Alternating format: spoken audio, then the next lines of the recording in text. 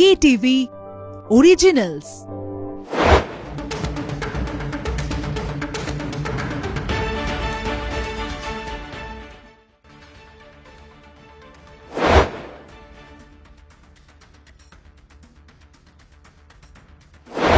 Welcome to stadium bulletin. আপনাদের সঙ্গে আমি অর্পণ। ভেবেছিলাম আজকে স্টেডিয়াম বুলেটিনটা ভীষণ অন্যরকম হবে। অন্যরকম মানে একদম আরসিবি সেলিব্রেশন যেভাবে চলার কথা ছিল সেরকমভাবে আমাদের এই স্টেডিয়াম বুলেটিনটা শুরু করার ইচ্ছে ছিল। মানে এ শালা কাপ নামদু, এই যে লাইনটা এখন বিখ্যাত লাইন, এটা দিয়ে শুরু করার কথা ছিল। কিন্তু সেলিব্রেশন কিন্তু কার্যতভাবে এক অন্য জায়গা নিয়ে নিয়েছে। আমরা যখন স্টেডিয়াম বুলেটিন করছি, শ্যুট করছি, তখন আমাদের কাছে যা তথ্য এসে পৌঁছেছে, মৃত্যু হয়েছে পদপৃষ্ঠে 7 জনের, আহত 25। জানি না এই সংখ্যাটা কোথায় গিয়ে দাঁড়াবে। ইতিমধ্যেই হাসপাতালে গিয়েছেন কর্ণাটকের মুখ্যমন্ত্রী সিদ্দারামাইয়া, তিনি কথা বলছেন, তিনি চিকিৎসার দায়িত্ব নিয়েছেন। ডিকে শিবকুমার উপমুখ্যমন্ত্রী, তিনি জানিয়েছেন যে আমরা সামলাতে পারিনি। 5000 অতিরিক্ত পুলিশের সত্ত্বেও স্টেডিয়ামের বাইরে যে অবস্থা হয়েছিল তা কার্যত সামলানো যায়নি, হয়ে ওঠেনি। এই নিয়ে সমস্ত আলোচনা করব। আমার সঙ্গে রয়েছেন কলকাতা টিভির জয়েন্ট এডিটর গৌতম ভট্টাচার্য। গৌতম দা, কালকে আরসিবি জিতলো, ভেবেছিলাম অন্যরকম একটা শুরু হবে, কিন্তু সব যেন একটু ঘেটে গেল। দেখো, এখানে বেঙ্গালুরুতে আইপিএল শুরু হয়েছিল এই মাঠেই, যেখানে দুর্ঘটনাটা ঘটেছে, যে মাঠের বাইরে। এবং আমরা দেখতে পাচ্ছি যে কী অবস্থা।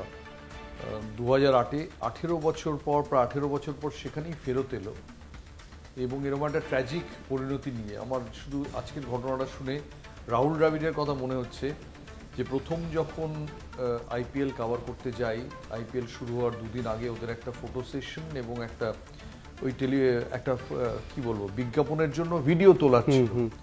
তো আমায় ওখানে রাহুল দ্রাবিড় দেখে বলেছিলেন যে আপনি এখানে কি করছেন? আমি বললাম যে আমি এটা কভার করতে এসেছি। বলো আর ইউ মানে জোকিং?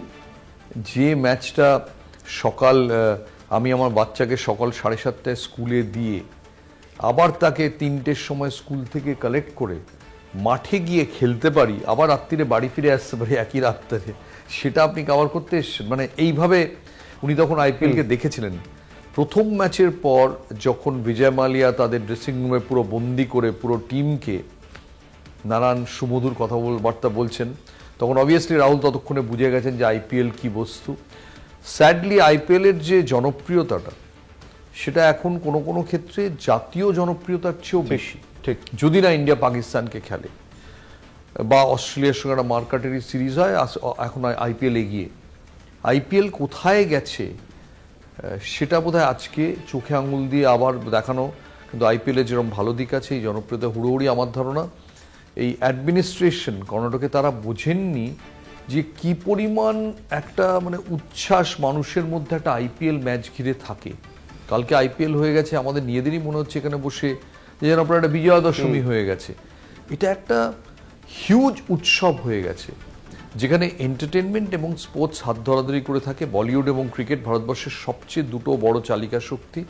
আর ওই যে গেটের বাইরে হয়েছে, ওই 3 নম্বর গেটের জায়গাটা খুব ছোট। আমরাও ঢুকবার সময় প্রচুরবার ধাক্কা খেয়েছি। নর্মাল সময়ে টেস্ট ম্যাচ চলছে, সেখানেই ধাক্কা খেতে হয়েছে। আর এটা তো আইপিএল, কোহলিরা ট্রফি জিতে এসেছেন, নিশ্চয়ই কোহলিকে সামনে থেকে দেখতে চান। এবং খুব দুর্ভাগ্যের যে যারা মারা গেলেন, হয়তো অনেকেই কোহলির খুব বড় ফ্যান। একদম কোহলির সবচেয়ে গৌরবের দিনে, ব্যক্তিগত গৌরবের দিনে এরকম মারা গেলেন, এটা একটা হিউজ ট্র্যাজেডি। এবং যতদিন আইপিএল থাকবে ততদিন এই ট্র্যাজেডিটা থাকবে। কারণ যখনই মানুষ সেলিব্রেশন করার কথা ভাববে, তার মনে হবে এই সেলিব্রেট করতে গিয়ে কিন্তু 7 জন মারা গিয়েছিল। এবং আমরা এখন যখন কথা বলছি, হয়তো আরো মৃতের সংখ্যা বাড়তে পারে, ডেফিনেটলি বাড়তে পারে। গৌতম দা যেটা বললেন যে আইপিএল এমন একটা পর্যায়ে পৌঁছে গিয়েছে, জাতীয় স্তরে পৌঁছে গিয়েছে। হ্যাঁ, একদমই ঠিক, আন্তর্জাতিক স্তরে পৌঁছে গিয়েছে। এবং সেই কারণে আরো একটা কথা বলে রাখি, সিদ্দারামাইয়া কর্ণাটকের মুখ্যমন্ত্রী, তিনি বলেছিলেন যে এই যে আইপিএল ট্রফি প্রথমবার আরসিবি জিতলো, এটাকে রাজ্যের ছুটির তালিকায় নিয়ে আসার জন্য। সেটা এখনো হবে কি হবে না সেটা জানি না, তবে যেহেতু এরকম একটা ঘটনা ঘটে গেল, হয়তো এটা কালো দিন হিসাবে চিহ্নিত হয়ে যাবে। কিন্তু গতকাল যে ঘটনা ঘটে গিয়েছে, সেই দিনটাকে যদি রাজ্যের ছুটি হিসাবে ঘোষণা করা হয়, তাহলে অবাক হওয়ার মতো কিছু থাকবে না। না, আর ছুটি ঘোষণা হবে না। এই ঘটনার পরে ছুটি ঘোষণা হতে পারে না, আর কোনো সম্ভাবনাও নেই। এয়ারপোর্ট থেকে এরা বলেছিলেন আমরা ওপেন টপ বাসে করে আসবো, যেটা আমরা দেখেছি বিভিন্ন সময়ে যখন ইন্ডিয়া ওয়ার্ল্ড কাপ জিতেছিল তখন, উঠখোলা বাসে। যখন ইন্ডিয়া 71-এ জিতেছিল তখন, যখন ইন্ডিয়া 2011-তে যেতে তখন অবশ্য কোনো বাসের সেলিব্রেশন হয়নি, কিন্তু 2007-এ যখন টি20 বিশ্বকাপ জিতে সেলিব্রেশন হয়েছিল, আমি ওটা কাভারও করেছিলাম এয়ারপোর্ট থেকে ওয়াংখেড়ে স্টেডিয়াম অবধি। এবার জানি না অ্যাডমিনিস্ট্রেশন কেন অনুমতি দিলেন না, এবং এমন একটা জায়গায় অনুমতিটা হলো যেটা সবচেয়ে কনজেস্টেড। ওই জায়গাটা তুমি যদি গিয়ে দেখো ব্যাঙ্গালোরের ঠিক কোনাটায় এত কনজেস্টেড, প্রায় গড়িয়াহাটের বাজারের মতো ওইরকম একটা জায়গায়। গেট দুদিকেই ঢোকার গেটটা খুব সরু, একটা সরু গলি আছে যেখান দিয়ে যেতে হয়, প্লেয়াররা ওইখান দিয়ে ঢোকেন। এবার ওই পুরো ভিড়টা আমার ধারণা ওখানে গিয়ে আছড়ে পড়েছে কাব্বান পার্কের উল্টো দিকে, এবং পুলিশ সামাল দিতে পারেনি। প্রথম তো দুটো জিনিস আপনার কাছ থেকে জানা, সেটা হচ্ছে যে হুটখোলা বাসের পারমিশন দেওয়া হয়নি একটাই কারণ, যে হিউজ ট্রাফিক আটকানো সম্ভব নয়, কারণ যদি আবার গ্যাদারিং হয়েছে অন্য রাস্তাগুলোতে প্রভাব পড়বে, এটা পুলিশ জানিয়েছিল। 2 নম্বর জিনিস হচ্ছে ডিকে শিবকুমার উপমুখ্যমন্ত্রী তিনি জানিয়েছেন আমরা ব্যর্থ, আমরা বুঝতে পারিনি এই অবস্থা হবে, 5000 পুলিশ রাখা সত্ত্বেও এই ঘটনা ঘটলো। এই দুটো ইনসিডেন্ট, এই দুটো ভার্সন অফ টক, এটাকে কিভাবে ব্যাখ্যা করবেন? যে কোনো ভার্সনই সত্যি হোক আমার কোনো আগ্রহ নেই, আমার শুধু বক্তব্য হচ্ছে এত সরু জায়গায় তুমি যদি এইরকম একটা আগ্রহের একটা উত্তেজনার টুর্নামেন্টের বিজয়ীদের তুমি নিয়ে আসো তাহলে প্রবলেম হতে বাধ্য। এবং এখন কি হয় বোঝা যায় না, ভারত টেস্ট ম্যাচ ওখানে ওয়ানডে ম্যাচ খেলে এমনি IPL খেলে লোকে চলে যায়, এটা একটা সেলিব্রেশনের যেটা ক্লোজিং পয়েন্ট, যদি এন্ট্রি পয়েন্ট হতো প্রবলেম হতো, ক্লোজিং পয়েন্ট যেখানে পুরো ব্যাপারটা ঘটবে এবং যেখান দিয়ে বিজয়ী বীররা ঢুকবেন স্পেশালি কোহলি, সেই জায়গাটাই সরু। আবার বলছি, তুমি ধরো আমি কিভাবে বোঝাবো, মনে করো চৌরঙ্গির মোড়ে অনাদির মোগলাই কেবিন, ওইরকম একটা জায়গার মধ্যে তুমি যদি টিম ইন্ডিয়ার বাসকে ঢুকিয়ে দাও তাহলে মব হবেই। আমি একবার সচিন টেন্ডুলকারকে গ্র্যান্ড হোটেলে একটা অনুষ্ঠানে নিয়ে গিয়েছিলাম। এবার কথা হয়েছিল যে সচিনকে সামনে দিয়ে ঢোকানো হবে না, যেহেতু সামনে দিয়ে ঢোকানোটা মুশকিল, পেছন দিয়ে ঢোকানো হবে। সো নিউ মার্কেটের ওই পেছন দিয়ে একটা গ্র্যান্ড হোটেলের গেট আছে, সেটা দিয়ে ঢোকাচ্ছিলাম। ইন্টায়ার মব জানতে পেরে পুরো গাড়ির ওপর উঠে গিয়ে যেরকমভাবে ঘেরাও করেছিল, আমার মনে হয়েছিল আজকে না কোনো দুর্ঘটনা ঘটে যায়। সচিন হাত জোড় করে বেরিয়ে কোনো রকমের গ্র্যান্ড হোটেলের নিরাপত্তা রক্ষীরা তাকে টেনে নিতে পেরেছিলেন। এখানে ভেবে দেখো, একটা ওই রকম নিউ মার্কেটের মতো সরু জায়গায় গোটা বাস, এতগুলো লোক, বিরাট কোহলি, সেখানে দুর্ঘটনা তো অনিবার্য। এভাবে উচিতই হয়নি, উচিত ছিল কমপ্লিটলি কর্ডন অফ করে দিয়ে একদম দূরে তুমি দাঁড় করিয়ে দাও, ঢুকিয়ে দেবার মাঠের মধ্যে সেলিব্রেশনে বাকিদের অন্য গেট দিয়ে ঢোকা, অর্থাৎ প্লেয়ারদের যে গেটটা সেই গেটে তুমি যদি এদের না ঢোকাতে তাহলে এই প্রবলেমটা হতো না। তুমি অন্য গেট দিয়ে ঢুকিয়ে দাও, অর্থাৎ প্লেয়ার এদের আলাদা করে দাও। এবার দর্শক বিরাট কোহলিকে মাঠের মধ্যে বসে গ্যালারিতে বসে দেখুক, ভিডিও স্ক্রিনে দেখুক, কিন্তু এই কাছে আসতে দেওয়ার যে বিয়েটা, এটার জন্যই দুর্ঘটনাটা ঘটলো। মিসম্যানেজমেন্টটা পরিষ্কারভাবে ফুটে উঠছে। তবে আমরা যে ছবি আমাদের সামনে এসেছিল, গাছের ওপর উঠে কোহলিকে দেখার জন্য মানুষ উঠে পড়েছে, তাহলে উন্মাদনাটা বোঝা অন্তত উচিত ছিল, নাহলে হয়তো এরকম ধরনের একটা দুর্ঘটনা ঘটতো না। এই আলোচনায় থাকবো, তবে এখন একটা সময় হয়ে গেছে ছোট্ট বিরতির, সঙ্গে তখন ফিরে আসছি ছোট্ট একটা বিরতির পর। ফিরে এলাম বিরতির পর। আমরা যে আলোচনায় ছিলাম, যে চিন্নাস্বামীতে যে ঘটনা ঘটেছে সেই আলোচনায় তো অবশ্যই থাকবো, আমরা ডেফিনেটলি আপডেট নিচ্ছি। তবে গতকালের ম্যাচ সেটা ভুলে গেলে চলবে না, কারণ 18 বছর পর চ্যাম্পিয়ন হয়েছে RCB, এক কথায় বলা যেতে পারে। গৌতম দা কিভাবে এক্সপ্লেন করবেন, যেভাবে বিরাট কোহলি কাঁদছিলেন, মাটিতে শুয়ে পড়ছিলেন, যেভাবে celebration, A B de Villiers, Chris Gayle ছুটে আসছেন, একটা অসম্ভব অসাধারণ একটা তৃপ্তিদায়ক ছবি, অসাধারণ ছবি। এবং সত্যি আজকের ট্র্যাজিক ছবিটা না হলে বলা যেত যে কোথাও যেন ওপরে ঠিক করা ছিল যে বিরাট কোহলির হাতেই কাপটা উঠবে। কারণ আমি সিজনের শুরুতে যখন সবাই RCB বলছিলেন, RCBর যে বোলিং অ্যাটাকটা ছিল কোনো অ্যাটাকই নয় সেই অর্থে, সেরকম কোনো স্টার বোলার নেই। আমরা একটা ক্রিকেটে একটা কথা হচ্ছে গান অ্যাটাক, অর্থাৎ গুলি আছে কিনা তোমার একটা আক্রমণে, কোনো গুলি নেই। হ্যাজেলউড, ভুবনেশ্বর কুমার, ইয়াশ দয়াল, যিনি রিঙ্কু সিং এর কাছে মার খেয়ে মনোবিদের শরণাপন্ন হয়েছিলেন, এবং কুণাল পান্ডিয়া, যাকে মুম্বাই রাখেনি, এরা কি করে সামনে রাখবে? আমার বারবার মনে হচ্ছিল যে হয়তো বিরাট কোহলি রান করবেন, কিন্তু রানটা আটকাবে কে? এবং এর আগে আমরা বারবার তাই দেখেছি RCBর, যে ব্যাটসম্যানরা রান করেছে, বোলাররা রানটা আটকাতে পারেনি। প্রচুর রান করেছেন এবি ডিভিলিয়ার্স, যিনি কালকে ছিলেন, বিরাট কোহলি, তারা অনেক রান করেছেন, ফাইনালে তুলেছেন, কিন্তু ইভেন্চুয়ালি পারেনি, কারণ বোলিং অ্যাটাকটা ঠিক ছিল না। কিন্তু এবার RCB খুব বুদ্ধি করে টিমটা সাজিয়েছিল, এবং কালকে যদি তুমি ফাইনালে দেখো বিরাট কোহলিকে নিয়ে নাচানাচি হচ্ছে, কিন্তু বিরাট কোহলি কাপটা জেতেননি, কাপটা জিতেছেন তাকে কেন্দ্র করে বাকিরা। ফাইনালে বিরাট কোহলি আমি মনে করি না দারুণ কোনো কন্ট্রিবিউশন ছিল বলে যে 43 রানটা করেছেন সেটা বরঞ্চ আরও হয়তো রানের বিচারে 43, কিন্তু টিমকে আটকে দিয়েছে। টিমটা বেশ রীতিমতো আটকে গিয়েছিল এবং প্রায় হেরে যেত যদি না জিতেশ শর্মা এসে 10 বলে 24 করে যেতেন, যদি না ফিল সল্ট ওই ক্যাচটা ধরতেন, যদি না কুণাল পান্ডিয়া ওই স্পেলটা করতেন 17 রানে 2 উইকেট। এবং কুণাল পান্ডিয়া আমি রেকর্ড দেখছিলাম যে শুধু 17 রানে 2 উইকেট ফাইনালে নয়, কুণাল পান্ডিয়ার টোটাল উইকেট হচ্ছে 15 ম্যাচে 17 উইকেট, 8.24 ইকোনমি। আসল রেকর্ড হচ্ছে স্পিনাররা সবচেয়ে ভয় পায় যে ব্যাটসম্যান তাদের সুইপ মারে, ক্রমাগত সুইপ মারে এবং সুইপ মারে বাউন্ডারি হয়, কখনো 6 হয়। কুণাল পান্ডিয়াকে টোটাল এন্টায়ার টুর্নামেন্টে মাত্র 65 রান সুইপ করে মারা গেছে, অর্থাৎ মাত্র 65 রান কুণাল পান্ডিয়াকে সুইপ করতে পেরেছে ব্যাটসম্যানরা। আমার মনে হয় এটা একটা রিমার্কেবল রেকর্ড। উনি হয়তো ইকোনমিতে 7 নম্বর, টোটাল উইকেটের বিচারে 10 নম্বর, কিন্তু যে স্পিনার তোমায় সুইপ করতেই দিচ্ছে না সে খেলার উপর একটা কন্ট্রোল রাখছে এবং 2টো উইকেট মাঝখানে নিয়ে পুরো খেলাটা ঘুরিয়ে দিলেন। ফিল সল্ট ওর একটা দুরন্ত ক্যাচ নিলেন। মনে রেখো পাঞ্জাব হেরেছে কিন্তু মাত্র 6 রানে, একটা হিট পুরো ম্যাচ ঘুরে যেতে পারতো। এই কন্ট্রিবিউশনগুলো বিরাট কোহলিকে ফাইনালে তার টিমমেটরা জিতিয়ে দিল। রজত পাটিদার আরেকজন মানুষ যিনি সামনে আসেন না, পুরো গ্ল্যামারটা বিরাট কোহলির ওপরে, কিন্তু তাকে ক্যাপ্টেন করে দেখালো আরসিবি যে একজন ওরকম একটা শান্ত কোনো ক্যাপ্টেনকে দরকার, যেটা স্থৈর্যের মধ্যে দিয়ে নিয়ে যাবে। অনেকটা অজিঙ্ক্য রাহানে যেরকম বিরাট কোহলি ক্যাপ্টেন থাকা অনেক সময় অজিঙ্ক্য রাহানে ক্যাপ্টেন করে জেতাতেন, আমি কোথাও পাতিদারের মধ্যে সেই রাহানেকে খুঁজে পেলাম। এই সব মিলিয়ে আরসিবি, আর আবার বলছি 6 রান তো কি জো জিতা ওই সেকেন্ড, একদমই তাই। সেটা 6 রানের জায়গায় 1 রানও যদি হতো, কিন্তু দিনের শেষে নামটা লেখা থাকতো যে আরসিবি চ্যাম্পিয়ন। অবশ্যই ডেফিনেটলি এটা একটা দারুণ ব্যাপার। তবে যেটা নিয়ে গৌতম দাকে আরেকবার জিজ্ঞাসা করবো, যে আমার জিজ্ঞাসা করতেই হবে, সেটা হচ্ছে যে কালকে যখন ম্যাচ শেষ হয়ে গিয়েছে, চ্যাম্পিয়ন হয়ে গিয়েছে আরসিবি, তখন বিরাট কোহলি একটা দারুণ লাইন বললেন ম্যাথিউ হেডেনকে, আজকে আমি শিশুর মতো ঘুমাবো। অসাধারণ লাইন, অসাধারণ লাইন। এটা বোঝায় যে একটা মানুষের কমিটমেন্টটা কোন পর্যায়ে, যে সব কিছু অ্যাচিভ করে একটা ট্রফির জন্য একটা মানুষ কতটা লালায়িত হতে পারে। কারণ ট্রফিটা তো ট্রফি নয়, ট্রফিটা তো কোথায় থাকবে কেউ জানে না, বিরাট কোহলি তো বাড়ি নিয়ে যাবেন না, কিন্তু এটা হচ্ছে একটা স্বপ্নকে তাড়া করে তুমি টার্মিনাল স্টেশনে পৌঁছতে পারছো কিনা। 18 বছর ধরে এই স্বপ্নটা আমায় ঘুমোতে দেয়নি।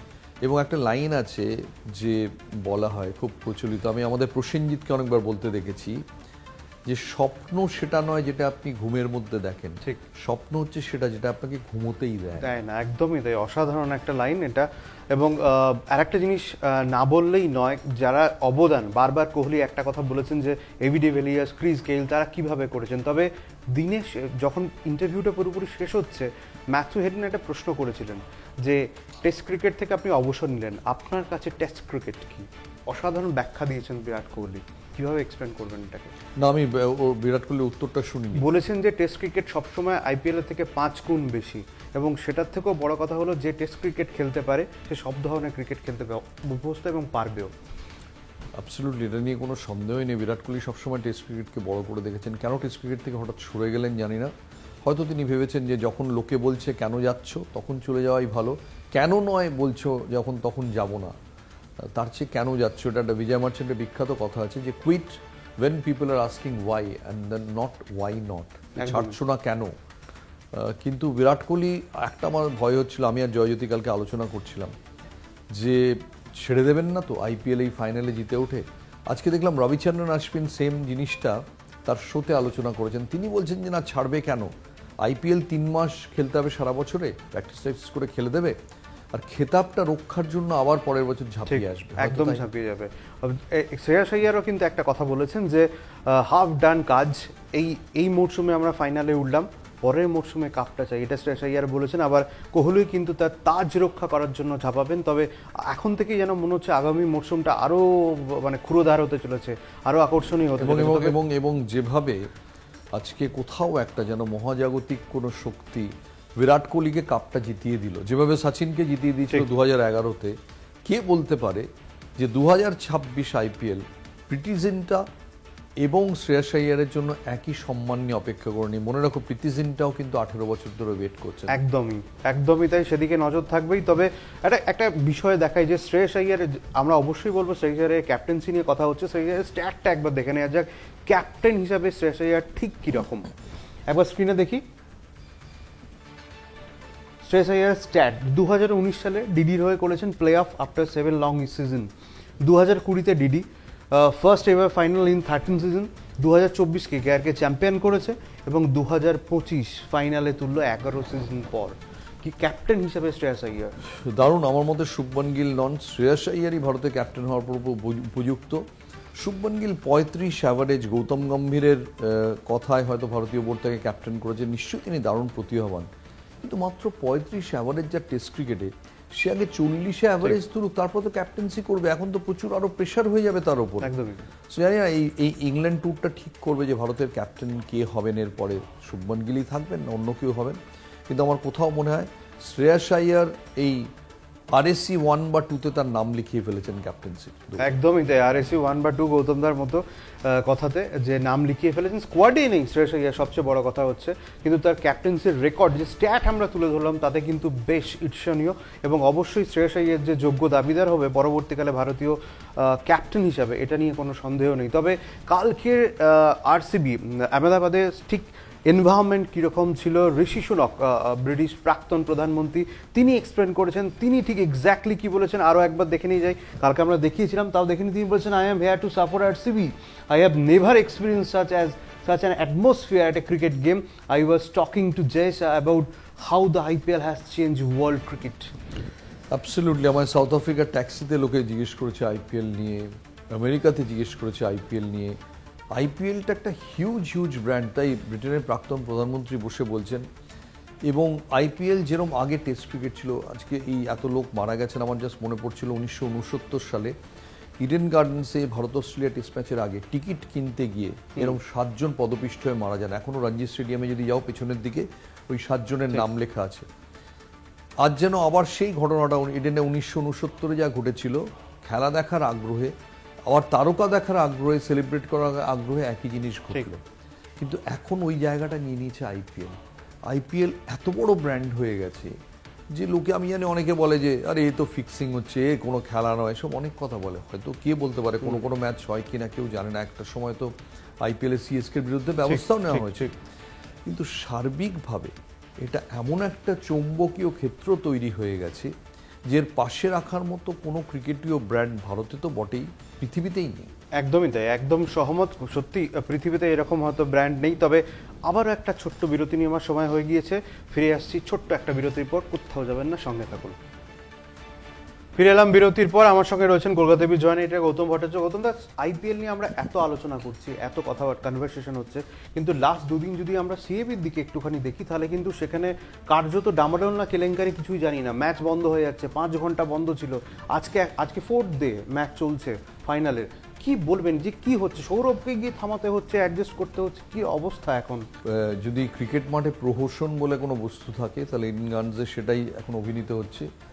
এরকম কোনো ম্যাচ কখনো দেখিনি যে এই পর্যায়ে নামতে পারে। আমার মনে হচ্ছে বহু বছর আগে 1984-তে, ইনফ্যাক্ট ওই ঘটনা ঘিরে আমার সঙ্গে প্রথম অরুণ লালের আলাপ হয়। 1984-85 নাগাদ মোহনবাগান এবং কাস্টমস একটা ম্যাচ খেলছিল ইডেন গার্ডেন্স। উইকেটটা এত খারাপ ছিল যে দুটো টিম সারিবদ্ধভাবে পিচের কাছে দাঁড়িয়ে নীরবতা পালন করেছিল, এবং আমরা ফটোগ্রাফার পাঠিয়েছিলাম, সেই ছবিটা বড় করে পেজ 1-এ বেরিয়েছিল যে নীরবতা পালন করছেন পিচের উদ্দেশ্যে। তখন CAB সর্বেসর্বা ছিলেন জগমোহন ডালমিয়া, তিনি একেবারেই ভালোভাবে ব্যাপারটা নেননি, তার মনে হয়েছিল ব্যক্তিগত আক্রমণ। কিন্তু তারা নীরবতা ডালমিয়া তারপরে কাস্টমসের লোকের সঙ্গে কথা বলে, যারা কাস্টমসে সেই সময় মেন রোল নিয়েছিলেন, যতদূর মনে পড়ে সুজন মুখার্জি তখন হয়তো কাস্টমসে ছিলেন, আজকের পিচ কিউরেটর তপন ভট্টাচার্য ছিলেন, এরা তখন, আর অনুনলাল এন্টায়ার মোহনবাগান টিম দাঁড়িয়ে তখন কিন্তু পিচের বিরুদ্ধে ব্যবস্থা, তারপরে CAB বুঝেছিল যে সত্যি পিচের অবস্থা খারাপ, পিচ তখন বেটার করার জন্য অনেক ব্যবস্থা নেওয়া হয়। এই কাল দুদিন ধরে যা ঘটছে অকল্পনীয়। এবার অরুণলাল নেই, সম্মরণ বন্দ্যোপাধ্যায় তিনি ফিরে এসছেন, ইস্টবেঙ্গলের কোচ বা মেন্টর যাই হোক সেই হিসেবে। এবং সম্মরণ হচ্ছে ক্রিকেট মাঠে গেমসম্যানশিপের রাজা। সম্মরণ সম্পর্কে বলা হয় যে Bhairab Gangopadhyay umpire, confident LBW appeal, ভৈরবদা হাত তোলেননি, আম্পায়ার প্লেয়াররা বলছে সম্মরণ বললেন যে এখনো স্পেলটা শুরু করেনি, একটু দাঁড়া, এইটা দেয়নি, দিয়ে দেবে পরেরটা, কেন তোরা নাচানাচি করছিস? এবং তিনি সে নানান রকম ঘটনা শুরু করেছেন। সম্মরণ বন্দ্যোপাধ্যায় একটা কথা বলি যে তিনি বেঙ্গল তামিলনাড়ু ম্যাচে একটা ঠিক ছিল যে যেই কট বিহাইন্ডের অ্যাপিল হবে এন্টায়ার টিম প্যাভিলিয়নের দিকে ছুটবে, বোধহয় বেঙ্গল 20 বা 30 রান দূরে, অর্থাৎ আম্পায়ার হাত দিল কি না দিল পুরো টিম ছুটবে, এবং যখনই ছুটবে আম্পায়ার বিভ্রান্ত হয়ে আঙুল তুলে দেবেন। তামিলনাড়ু লাস্ট ব্যাটসম্যান ছিলেন সঞ্জয়, তো এরকম তুলে সঞ্জয়ের ব্যাটেও লাগেনি, দৌড়তে দৌড়তে গোটা টিম আম্পায়ার বিভ্রান্ত হয়ে হাত তুলে দিয়েছে। তো সমর মাঝি নিজে আমায় বলেছেন যে কিছুদিন আগে চেন্নাইতে একজন টাক মাথা লোকের সঙ্গে তার দেখা হয়েছিল, সে বলছে যে I was not out that day. Oh, who are you? I am Sanjay. বলছি এত বছর পরে বলেন ভাবা যায় না, তো সত্যি। সেই তিনি এসে নানান রকম এই গেমসম্যানশিপ চালু করেছেন। ওখানে কোথাও নেই আইনে যে নির্দিষ্ট সময়ের মধ্যে ওভার শেষ করতে হবে, এটা এক। শুধু সমর ম্যাচই না, দুজন আম্পায়ার যারা বোর্ডের প্যানেলে আছেন, এদের মধ্যে একজন অভিজিৎ ভট্টাচার্য, যিনি আইপিএল খেলান। আমি খুব ডিসঅ্যাপয়েন্টেড যে তিনি একজন ব্যাটসম্যান আউট হয়েছেন, ঠিক আছে, ঠিক হয়নি, তিনি দিয়েছেন। ব্যাটসম্যান বেরিয়ে গেছে, মাঠ থেকে বেরিয়ে গেলে ইউ আর আউট, তুমি মাঠ থেকে বেরিয়ে যেতে পারো না আনলেস তুমি রিটায়ার্ড হার্ট হও। ব্যাটসম্যান বেরিয়ে গেছে, নতুন ব্যাটসম্যান ঢুকে গেছে, এরপর আবার তাকে ফিরিয়ে আনা হয়েছে যে তুমি বিয়ে করতে এসছো, যেও না এসো এসো এসো, আরে বিয়ের প্যান্ডেল তো রাখা আছে। মানে প্রহসন বললে কম বলা হবে। সবচেয়ে ইম্পর্টেন্ট হচ্ছে এর থেকে বোঝা যাচ্ছে যে স্থানীয় ক্রিকেটে সিএবি প্রেসিডেন্ট যাদের নিয়ে চালান, সেই টিমটাকে আরও মজবুত করতে হবে। কারণ এবং আম্পায়ারিং অবশ্যই, আমার তো মনে হয় দুজন আম্পায়ার না শোকজ হয়ে যান, তাদের না শাস্তি হয়। কারণ ইনিশিয়াল প্রবলেমটা তারা করেছেন। সেকেন্ড প্রবলেম হয়েছে আইনের কোনো ঠিক ঠিকানা নেই। যে সমন বন্দ্যোপাধ্যায় যেটা করলেন, ওই ননিদা নট আউটের গল্পের মতো, ননিদা বল নিয়ে ছুটেই চলেছেন অন্তহীন, কখন বল করবেন কেউ জানে না, কারণ কোনো নির্দিষ্ট সময় নেই। একটা এই পর্যায়ের টুর্নামেন্টে তোমার তো সময় থাকবে যে নির্দিষ্ট ওভার শেষ করতে হবে। কমপ্লিট প্রহসন, এবং এটা ক্রিকইনফোতে দেখানো হচ্ছে। এই জন্য বাংলা ক্রিকেটের একটা কুৎসিত বিজ্ঞাপন হিসেবে ম্যাচটা হলো। আমরা অনলি আশা করতে পারি যে অথরিটিরা এর থেকে শিখবেন।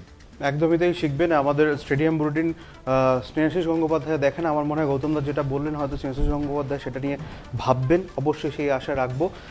তবে গৌতমদা আর একটা জিনিস নিয়ে খুব আলোচনা চলছে আইপিএলের মাঝেও, সেটা হচ্ছে গুকেশ যেভাবে কার্লসেনকে হারিয়ে দিয়েছে। হারার পর কার্লসেন এক্স্যাক্টলি কী বলেছে সেটা একবার দেখে নিই। সেটা হচ্ছে যে গুকেশের এনার্জি এবং লড়াইয়ের ক্ষমতা ওকে জিতিয়ে দিয়েছে। খেলার অনেকটা সময় পর্যন্ত অন্ধের মতো চাপ বাড়ানোর চেষ্টা করছিল, অন্য যে কোনো দিন এই ম্যাচ আমি জিততাম। গুকেশ খুব ভালো লড়াই করে সেদিন সুযোগের সদ্ব্যবহার করেছে, তার জন্য অবশ্যই কৃতিত্ব প্রাপ্য, কিন্তু এরকম সুযোগ আমার আর দেওয়া চলবে না, তাহলে আমার আর সুযোগ থাকবে না। অসাধারণ একটা লাইন লাস্টেরটা।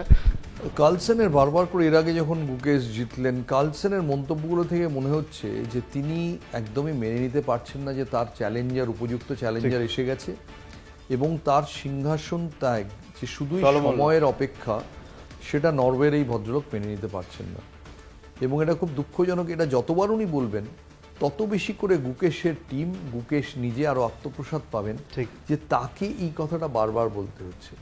তাকে যদি চ্যাম্পিয়নকে, চ্যালেঞ্জারকে নিয়ে এত কথা বলতে হয়, অন্যদিন আমি জিততাম, ও মেন্টাল এনার্জিতে জিতেছে, মানে দাবাটা কি ফিজিক্যাল স্পোর্ট যে মেন্টাল এনার্জি, যে অন্ধের মতো চাল দিয়ে জিতেছে, মানে কি এর মধ্যে তারা মাথা আছে? একদমই তাই। মানে দাবা এরকমভাবে চাল দিয়ে হয়। আমার মনে আছে আমি একবার দিব্যেন্দু বড়ুয়াকে ওইরকমভাবে একটা চেষ্টা করেছিলাম যে তুমদাম করে চাল দিয়ে দেবো যাতে দিব্যেন্দু ঘাবড়ে যায়, এবং ঘাবড়ে গিয়ে তাতে আমি যত চালে মাথেতাম তার চেয়ে অনেক কম সময় মাথ হয়ে গেলাম। ওইভাবে কোনো গ্র্যান্ডমাস্টারকে হারানো যায় না, স্পেশালি কার্লসেনের লেভেলে। মুকেশ যথেষ্ট ভালো খেলেছেন, কার্লসেনের সময় হয়েছে এবার সেটাকে স্বীকার করার। একদমই তাই, কার্লসেনের সময় হচ্ছে সেটাকে স্বীকার করার, এবং অবশ্যই গুকেশের জন্য অল দ্য ভেরি বেস্ট। তবে আজকে সময় আমাদের শেষ হয়ে গিয়েছে, স্টেডিয়াম বুলেটিন এখানেই শেষ করতে হবে। ধন্যবাদ গৌতমদাকে আমাদের এতটা সময় দেওয়ার জন্য। তবে পরিস্থিতির দিকে নজর থাকছে চেন্নাস্বামীতে, আমরা সেই আপডেট আপনাদের মানে অবশ্যই অত্যন্ত শোক প্রকাশ করবো। আমার সেই 1969 ইংল্যান্ডের ঘটনাটা মনে পড়ে গেল, যে যারা যান তারা তো জানি, তাদের কেউ হয়তো তখনকার মতো সমবেদনা জানায়, সরকার টাকা দেয়, তাদের পরিজনরা সেই দুঃখ বয়ে নিয়ে সারা জীবন কাটান। ইডেন গার্ডেন্সে 16ই অগাস্ট প্রচুর লোক মারা গিয়েছিলেন বিদেশ বসু দিলীপ পালিতের গণ্ডগোলের পর, মারপিটের পর। অস্ট্রেলিয়ার সঙ্গে মারা গিয়েছেন, বিকজ ইডেন গার্ডেন্সে এত বেশি তখন আবেগ ছিল সেই সময়। এখন আমি বলবো তার কিছুই নেই, যে এই ঘটনাগুলো ঘটছিল। আইপিএল হচ্ছে এখন সেই আবেগ, যেখানে যাবে সেখানে এই ধরনের ঘটনা ঘটবে। তাই আইপিএল অথরিটিরাও নিশ্চয়ই সতর্ক থাকবেন। যে টুর্নামেন্ট শেষ হলো, আমার দায়িত্ব শুধু শেষ হয়ে গেল নয়, আমার পুরো ব্যাপারটা গোছাতে হবে। একদমই তাই, সেদিকে তো অবশ্যই নজর রাখতে হবে। তবে আজকে স্টেডিয়াম বুলেটিন এখানেই শেষ করতে হচ্ছে, কো স্পন্সর্ড বাই জ্যাক অলিভাল। তবে কোথাও যাবেন না, সঙ্গে থাকুন। আর আরও কী কী নিউজ চান আপনারা অবশ্যই সেখানে জানান। তবে অবশ্যই আজকে থেকে চিন্নাস্বামীতে কিন্তু নজর থাকবে, এখন কি পরিস্থিতি সেই আপডেটও আপনাদের সামনে তুলে ধরবো। আজকে এখানেই শেষ করছি। একটা প্রশ্ন আছে, হ্যাঁ, অলিভ অয়েল মাখলে কি আবার ফিটনেস বাড়বে? এই উত্তরটা তোলা থাক, এই উত্তরটা পরে দেব। তবে আজকে এখানেই শেষ করছি। শুভরাত্রি।